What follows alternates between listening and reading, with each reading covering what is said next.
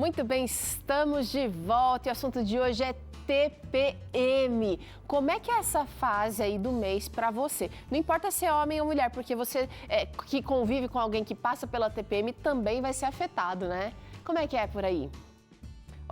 De acordo com o Ministério da Saúde, a TPM pode atingir cerca de 80% das mulheres brasileiras. E cada mulher passa por esse período de maneira diferente. Algumas não precisam precisam de poucos cuidados, né? Outras vão usar medicamentos. E existem aquelas que sofrem ali severamente e vão ter que procurar alternativas para enfrentar esses sintomas.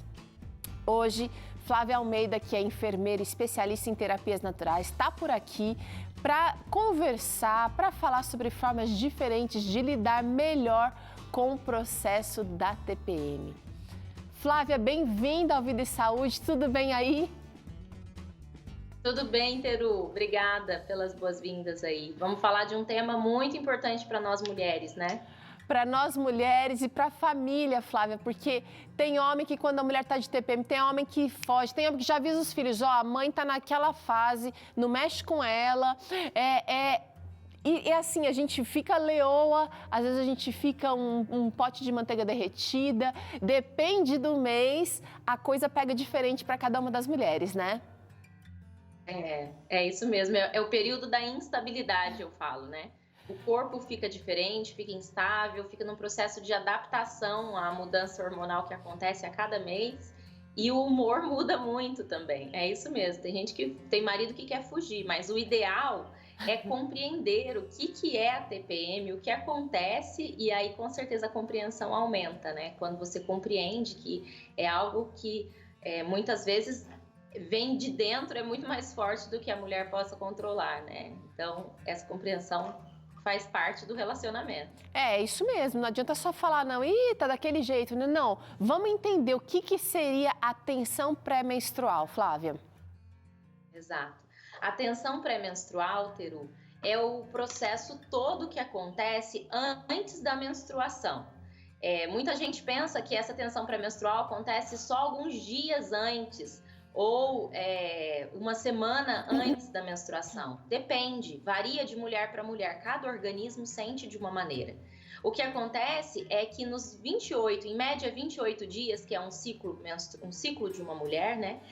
A gente tem uma variação hormonal grande. Então, imagina que o primeiro dia da menstruação é o dia que abre esse ciclo, não é quando encerra. Muita mulher pensa que eu acabei de menstruar ou eu comecei a menstruar, vai encerrar o ciclo. Não, tá começando. Então, começa o processo do ciclo no primeiro dia. E aí, depois que essa mulher menstruou, né, saiu ali o processo de sangramento, ela vive uma diferença de hormônios. Os hormônios protagonistas aí são o estrogênio e a progesterona. Então, o estrogênio começa a crescer. Imagina como uma onda, Teru. O estrogênio vai aumentando, depois que a mulher já menstruou. E aí, ele aumenta até ficar bem grandão, bem elevado no organismo e chega no 14º dia, quando a gente vive um período da ovulação. Aí, quando ovulou, o estrogênio cai. Essa hora é que a gente começa a sofrer, tá? O estrogênio cai e quem sobe, quem aparece é a progesterona. E aí a gente começa a sentir a partir do 14º dia para frente, a gente começa a sentir sintomas, começa a sentir efeitos de inchaço, efeitos de dores de cabeça, algumas mulheres ficam com dores nas costas, há a variação hormonal. Dependendo do grau dessa TPM, dessa reação do corpo frente a essa mudança hormonal, a mulher tem até insônia. Eu ia falar sobre isso. Parece que até a disposição cognitiva dessa mulher fica afetado. Eu troco algumas palavras, o pensamento às vezes fica invertido e a gente tem dificuldade até de organizar muitas vezes. Agora, isso varia de mês para mês, parece que não é sempre do mesmo jeito. Será que para todas as mulheres é assim?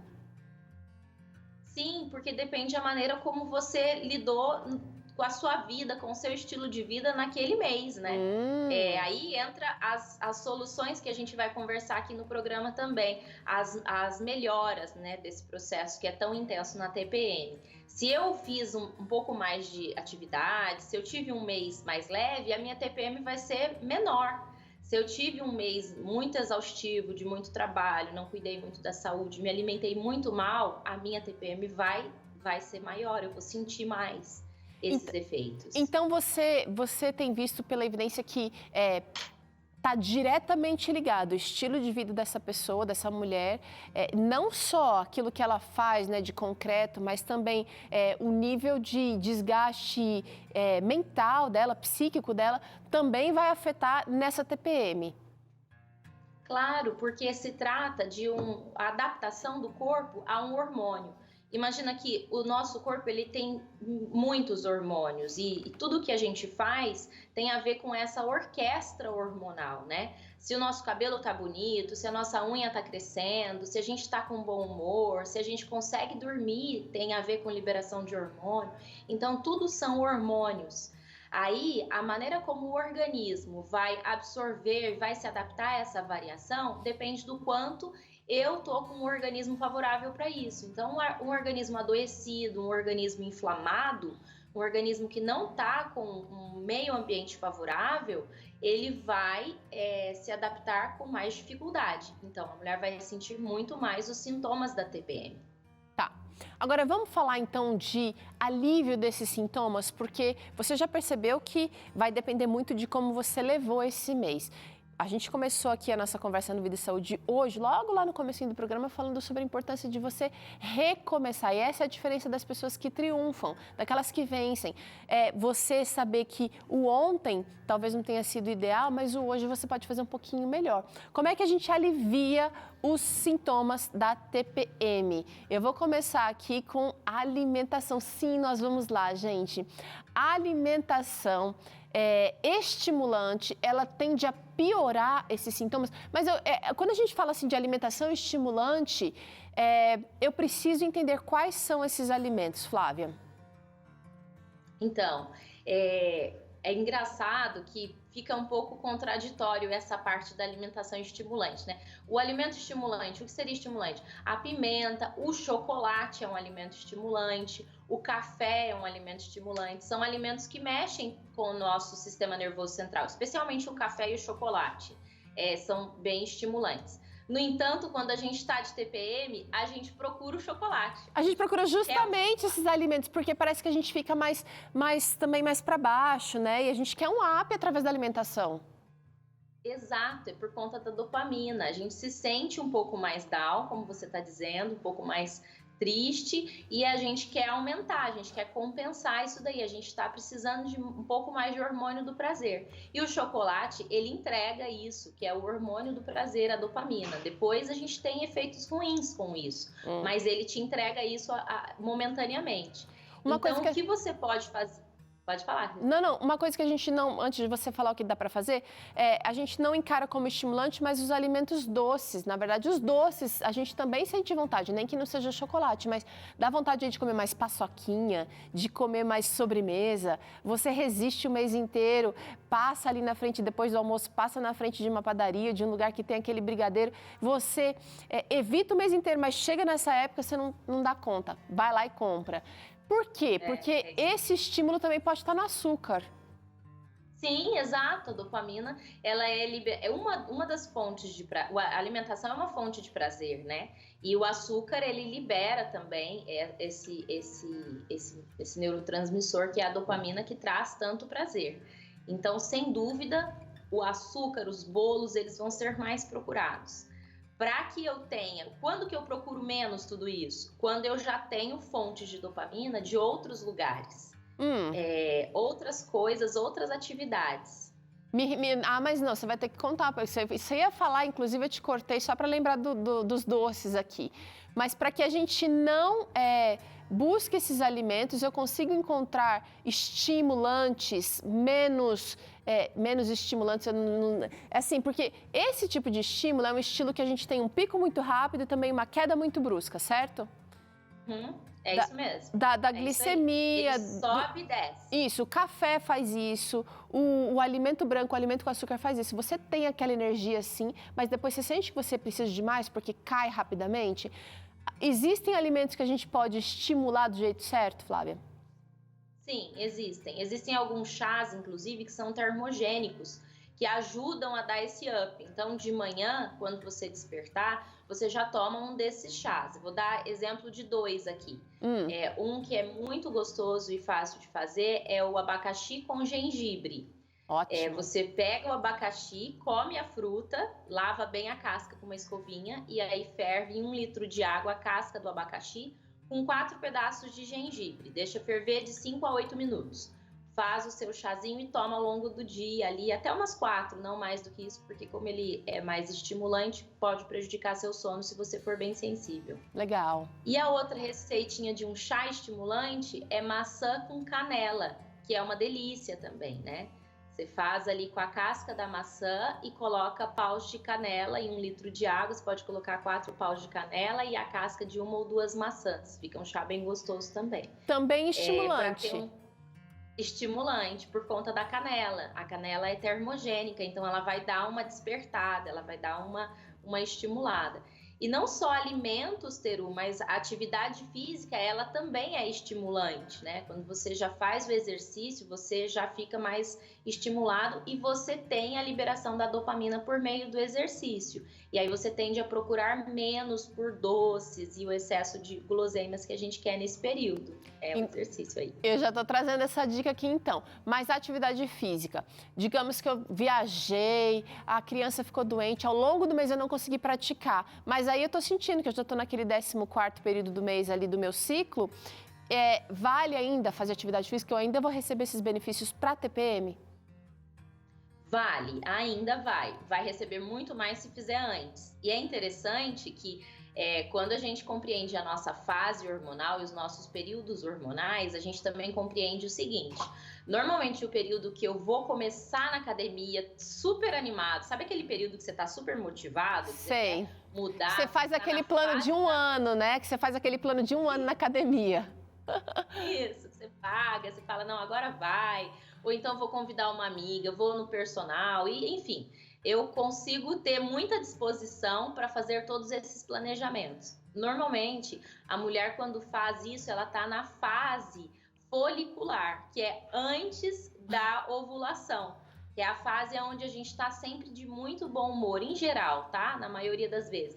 O humor é melhor, a disposição é melhor, então toda e qualquer contrato e combinado que você fizer em relação à adoção de novos hábitos vai ser mais bem aderido nesse período. Legal. Aí depois que você ovulou, passou a ovulação, começa um declive. Pensa nisso, acabou a sua ovulação, você vai entrar numa montanha-russa para baixo.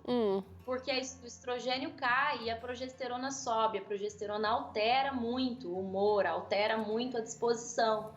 Então, você tem que se esforçar além. Compreender isso é importante, porque quando a gente está na fase boa, é legal aproveitar essa fase boa para dar um gás. Claro. E aí você entra na fase que é um pouquinho mais desafiadora, você já sabe que você vai precisar de um pouco mais de empenho da sua parte. Mas aí eu posso ter um ganho, de repente, garantindo aqui nutrientes necessários para o cérebro. Porque se eu estou tendo uma perda de rendimento por conta desses hormônios, eu posso tentar compensar com alimentos que vão me dar esse ganho para o cérebro. Com certeza, com certeza. Tem alimentos, inclusive tem um estudo que diz que mulheres que sofrem muito mais com a TPM tendem a ter deficiência de algumas vitaminas, alguns nutrientes. E um deles é o magnésio. Quando você está com baixa de magnésio, você tende a sentir mais os efeitos da TPM. Então, investir em alimentos que contenham magnésio, investir em alimentos que contêm cálcio, ferro, também vai te ajudar a lidar com a TPM. Revela. Verduras verde escuro, nozes vai te ajudar muito nesse processo, inclusive da cognição, que você deu como exemplo no início do programa, né? Que a gente fica com as ideias um pouco mais embaralhadas. Então, as castanhas, elas ajudam a gente nesse processo também. leguminosas em geral também vão trazer esse benefício. Uma alimentação mais baseada em plantas, ela vai te trazer muito benefício nesse sentido. Bacana. Agora, você falou do chazinho daquela hora, Flávia, falando como um estimulante. Agora eu quero que você fale deles como diuréticos e calmantes, porque já que a gente está pilhada, normalmente a gente vai estar pilhada, paciência mais curta, a gente também precisa de um help da natureza nesse sentido. Com certeza, Teru, com certeza. E não é errado, não é ruim, né? As pessoas às vezes ficam com receio e falam, ai, eu vou ter que ficar tomando alguma coisa. Claro que você vai precisar de se ajudar nesse processo, porque senão você não... Às vezes a TPM tá tão forte que a gente fala, ai, nem eu tô me aguentando. Sim. Então, quer dizer, a família inteira vai sofrer com isso também, é muito ruim, né? É interessante que a sociedade não para respeitar a nossa TPM, né? Não existe folga da TPM para a mulher. Não. As decisões precisam ser tomadas, estando ali no menstruado ou não, estando num processo desconfortável ou não, as coisas seguem acontecendo. Então, aliviar a nossa dificuldade com isso é de muito ganho. Mas aí, o que você indica? O que você indica de calmante? Calmantes. Tília é um chá muito legal, que tem uma ação calmante, tá? Que vai ajudar nesse período. Eu indico muito ele porque ele é um chá que é sustentável também. É um chá gostoso de tomar. Legal. Você toma ao longo do dia, não é aquele chá que tem um gosto ruim, né? Que vai ser difícil, é um chá muito gostoso. Outra opção, que inclusive eu particularmente gosto muito e uso quando necessário, é a valeriana. A valeriana não indico muito em forma de chá, porque de repente o chá muito ruim para o paladar e para dar conta de tomar todos os dias é ruim. Mas a gente encontra a valeriana em forma de cápsulas, em forma de extrato líquido, certo. Também pode ser utilizado. Tá. Eu queria ainda que você falasse sobre atitudes simples e receitas que funcionam. Você está sugerindo aqui o escalda-pés para reduzir este inchaço e vai ajudar também nessa promoção da calmaria, né? Porque o escalda-pés tende também a promover a circulação, mas ao mesmo tempo relaxar. Exato. Antes só de eu falar do escalda-pés, deixa eu dar um toquezinho sobre um chá diurético. Vamos lá. A gente fica mais inchado nesse período, né? Então, a primeira coisa é tomar mais água. Vou só fazer o chá diurético e não tomam água. Não é legal, você só enxuga o seu corpo e não está hidratando da maneira devida. Então, primeira coisa, tome mais água nesse período, que isso vai te ajudar a diminuir o edema, inclusive. Tá, tem gente que não toma achando que vai ficar mais inchado, porque, tô tomando água, daí eu vou reter mais líquido. É o contrário. Ao contrário, porque o corpo ele é muito inteligente, né? O nosso corpo, se tiver pouco líquido, aí sim o organismo retém, porque ele precisa de líquido para funcionar. Então, a gente está entregando pouco, vai haver uma retenção. Agora, se eu entrego uma quantidade necessária e suficiente, aí o corpo não tem por que reter, ele vai eliminar. Então, é necessário tomar mais água, né, nesse período. E aí, o chá que você pode utilizar é o chá cavalinha, é um chá diurético. E algo que a gente usa com muita frequência no dia a dia é a salsinha. A gente tende a usar na comida como tempero, mas ela tem uma ação super diurética. Então, você faz uma infusão, porque é uma folha simples, faz uma infusão com a salsinha e toma como chazinho. É inclusive um chá muito gostoso de tomar. Olha, não fiz ainda, vou experimentar. Só lembrando, esses chazinhos aqui, sem adoçar, né? Porque você deu a receita do chá de abacaxi, só abacaxi e gengibre. Sem adoçar, Teru. Quando a pessoa tem um paladar que fica com muita dificuldade de tomar o chá sem adoçar, a gente indica usar estévia. Tá. Em casa de produtos naturais, você encontra a estévia em folha mesmo. Sim. Não a estévia gotinhas, a estévia em folha. Aí ela só vai adocicar, né? Exato. Você vai fazer a sua infusão, você coloca uma folhinha de estévia, ela vai dar uma quebradinha e vai dar uma adocicada. Legal. Quando a gente põe açúcar, mel no chá, a gente muda a característica do chá, ele se torna um alimento, porque o açúcar precisa de passar pelo processo de digestão. Então, a absorção do chá e os benefícios que ele vai te entregar não são os mesmos. Se você quer um chá para fins terapêuticos, o ideal é que você não adoce. Legal. Adoça com a estévia, se for o caso. E esse escalda-pés agora? Conta pra gente como é que é feito. O escalda-pés é algo muito prático, que todo mundo pode fazer em casa. E a gente tem muito ganho com ele. Então, assim, alguns sintomas comuns na TPM. A cólica menstrual, o período ali onde o abdômen fica mais inchado, né? As mulheres podem ganhar até 2 quilos nesse período. Então, a gente fica um pouco mais inchado mesmo. Inchada, né? E aí, o pé dilúvio, você pega um balde na sua casa, vai colocar uma água bem quente nesse balde. A gente diz que a temperatura ideal da água é de 38 a 40 graus. Ok. Para pessoas com a pele mais firme, que não são tão sensíveis, podem chegar até 42 graus na temperatura da água, se ela estiver aguentando ali o quentinho. Coloca os pés na água quente. E aí você pode pôr uma bolsa de gelo, uma faixinha, um atualhado frio na testa, tá? Com isso, se também você tem como sintoma da TPM dor de cabeça, você vai ter alívio da dor de cabeça, você vai ter diminuição da dor e do desconforto abdominal. Por quê? Porque o desconforto abdominal e a dor promove um aumento muito grande da circulação ali no abdômen, né? Você fica com aquela região extremamente intensa, irrigada. A circulação ali fica intensa. E aí, quando a gente faz o pé dilúvio, a gente distrai essa circulação, a gente migra essa circulação para a periferia, para os pés. E aí tende a aliviar e descongestionar essas regiões que ficam tão congestionadas, né, de sangue. Então, esse escalda-pés não é aquele banho alternado. Eu vou fazer com água quente, vou ficar ali quanto tempo e como é que eu encerro ele? Você pode fazer ele contínuo, que são os 2 tipos, bem lembrado. Então, a gente tem o escalda-pés contínuo e o escalda-pés alternado. O contínuo, ele vai aliviar desconfortos abdominais e dores de cabeça. Ok.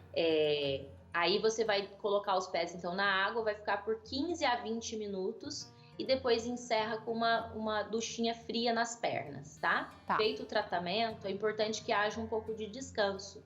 De 15 a 20 minutos de descanso,